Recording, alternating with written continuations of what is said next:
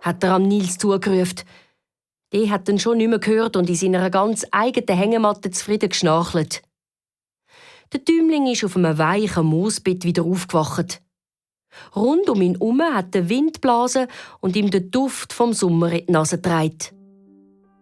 Wo der Nils die Augen aufgeschlagen hat, hat er sein Glück kaum fassen. Ein Adlerhorst, der Adlerfelsen, das wunderschöne Tal. Yeah, ich bin im Sommertal. Ich bin in Lappland. Er hat seine rote Zipfelmütze in die Luft gerührt und laut gejubelt. Vom Adlerfelsen aus hat er das wunderschöne Sommertal in seiner ganzen Pracht bewundern. Die saftig grünen Wiesen, der kühl glitzernde See, dichte Wälder und sanft rollende Hügel. Ich muss die Gänse suchen, hat Nils voller Aufregung und Glück im Bauch gerufen und ist flink ab dem Felsen geklettert. Dann ist er den Hügel abgehüpft, immer weiter, bis er auf eine Blumenwiese gekommen ist. Dort im hohen Gras hat er eine brütende Wildgans entdeckt. Oh, und noch eine. Und noch eine. Die Wiese war übersät mit brütenden Gänsen. Neben jeder Wildgans ist ein tapferer Gänserich gestanden und hat über seine Frau gewacht.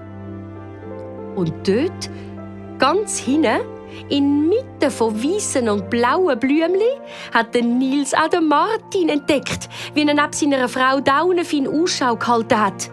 Er wäre Martin am liebsten um den Hals gefallen. Aber ich will Daunenfin nicht wecken, hat er beschlossen und ist weitergelaufen durchs hohe Gras, bis er auf einem Hügel die Akka entdeckt hat. Akka!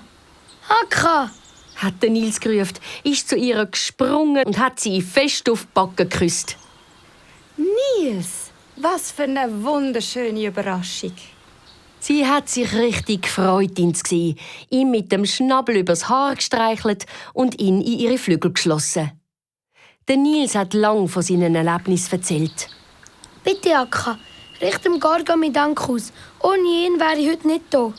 Dann ist der Nils zu Martin und seiner Frau Daunenfin und er hat auch ihnen von seinen Abenteuern erzählt. Sie haben sich unglaublich über Nils seine Ankunft in Lappland gefreut. Es sind wundervolle Tage im Sommertal für den Nils Holgersson.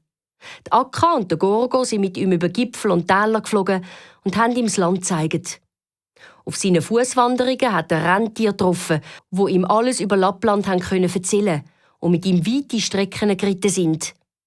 Der Nils hat ihnen ehrfürchtig zugelassen, wenn sie von den Weiten von ihrem Land erzählt haben. In den saftig grünen Wäldern hat er Bären getroffen. Aber auch von denen hat er nicht Angst haben, weil er ja das Wort vom Vaterbär kennt hat.